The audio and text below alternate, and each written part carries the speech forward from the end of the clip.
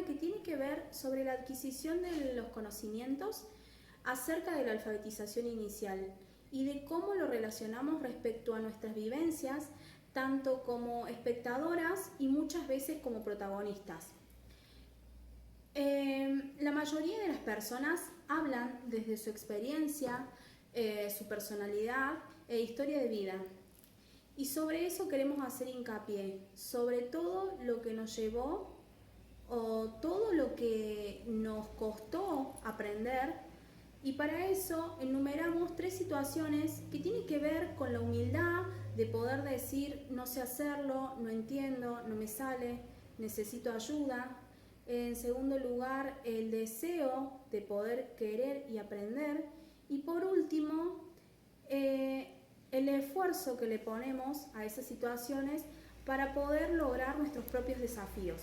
Para llegar a eso hubo una iniciación, un mediador que surgió en los primeros años de nuestra infancia, que seguramente la gran mayoría y todos pueden acordarse de esa docente, la cual nos brindó su confianza, nos ayudó a mirar de a pedacitos la magia que existía al introducirse en el mundo de las palabras. Cuando hablamos de confianza, se me viene a la memoria mi paso por el jardín de infantes, donde hubo una educadora que me motivó y sin dudas esa motivación fue un aspecto fundamental en el proceso de mi aprendizaje.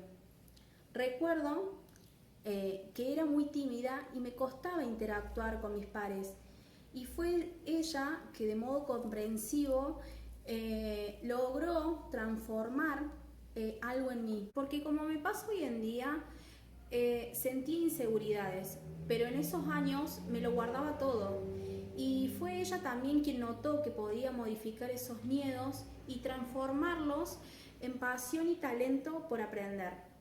Recuerdo que cuando no me salía algo, ella tomaba mi mano y me ayudaba. Y creo que fue eso lo que abrió las puertas a un mundo mágico. No nacemos con esa habilidad innata, sino que debemos aprenderla. Y eso requiere el dominio y la coordinación de una serie de procesos cognitivos, y como lo afirma Delia Lerner, licenciada en Ciencias de la Educación e investigadora en Didáctica de la Lectura y Escritura, se aprende a leer leyendo y se aprende a escribir escribiendo. Esos son lemas educativos que han expresado el propósito de instalar la lectura y la escritura como prácticas. Como dijo Lorena, leer y escribir supone un proceso de enseñanza y aprendizaje que podría ser divertido, como todos los procesos que los niños deben ir experimentando en cada etapa de su vida. Leer y escribir son habilidades de desarrollo del lenguaje, que se aprenden en un proceso integrado como procesos dinámicos y constructivos. Una de las actividades más habituales en el jardín de infantes es la lectura y escritura del nombre propio. Se califica como una fuerte carga emocional que no se puede comparar a ninguna otra carga emocional de palabras más neutras, dado que el nombre propio, escrito por uno mismo, es parte de uno, de la propia identidad de cada uno. ¿Quién no se acuerda cuando un sobrino, un nieto, un hijo aprendió a escribir por primera vez su nombre? ¿O quién no se acuerda cuando por primera vez escribimos nuestro propio nombre? Y todos nos felicitaban, era algo asombroso, todos contentos por ese particular momento. Son muchos los que recuerdan o han escuchado anécdotas por parte de sus familiares, conocidos, amigos, sobre sus inicios con la escritura. A continuación les mostraremos 2 claros ejemplos de unas niñas al momento de llevar a cabo el proceso de adquisición de la lengua escrita. Morena tiene 3 años y 5 meses y logra reconocer que la escritura existe y que atraviesa un proceso donde escribir no es lo mismo que dibujar. Cuando se le pidió que escriba su nombre, comenzó por dibujar y por último, arriba de sus dibujos, escribió su nombre, de derecha a izquierda, dejando entrever que aún no posee una escritura alfabética. Sin embargo, reconoce las letras que conforman su nombre y también esa sonoridad en otras palabras que comienzan con esas letras. La escritura realizada por ella corresponde a los grafismos primitivos. Son caracterizados por ser los primeros intentos de escrituras y en los cuales los niños aún no diferencian imagen de texto, ya que ambos constituyen una sola unidad al momento de expresarse por escrito. Además, la niña logra reconocer letras en los cuentos, marcas de productos, carteles, propagandas, entre otros. Nosotras buscamos alentarla desde su subjetividad, dándole la libertad a que lo haga como ella piense que pueda hacerlo, creando desde el principio una alianza de confianza como sujeto de aprendizaje, apoyándola desde el compromiso en el proceso de la construcción del nombre propio como previo a su inserción en la cultura escrita. Guillermina tiene 4 años. Observando la imagen, podemos ver que ya posee una escritura alfabética, en la que se aprecia que ha logrado identificar algunas letras correspondientes a su nombre, con una precisión de símbolos gráficos gracias a la estimulación y trabajo que se lleva a diario en su jardín. Si bien la alfabetización es un proceso y como tal se extiende a lo largo de toda nuestra vida, la niña va logrando introducirse en ese mundo mágico, por lo cual creemos que es de suma importancia alentarla en su proceso, presentándole situaciones que requieran desafiar y explorar aún más sus conocimientos. Mi compañero anteriormente estuvo hablando sobre lo importante que es desafiar a los niños en el momento de escritura de su nombre propio. Ahora me pregunto, ¿qué sucede cuando un niño no tiene el deseo de aprender a leer o a escribir?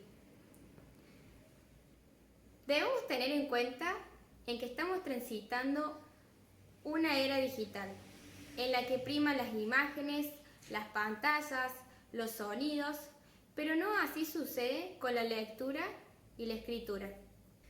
Alrededor del 90% de la población argentina sabe leer y escribir, es decir, terminaron su secundario, su primario, pero luego al terminar sus estudios no tienen el deseo de volver a retomar estas prácticas, porque sienten que no les pertenecen, porque no les gusta o porque creen que no lo van a poder lograr, porque no se apasionaron por la lectura o la escritura.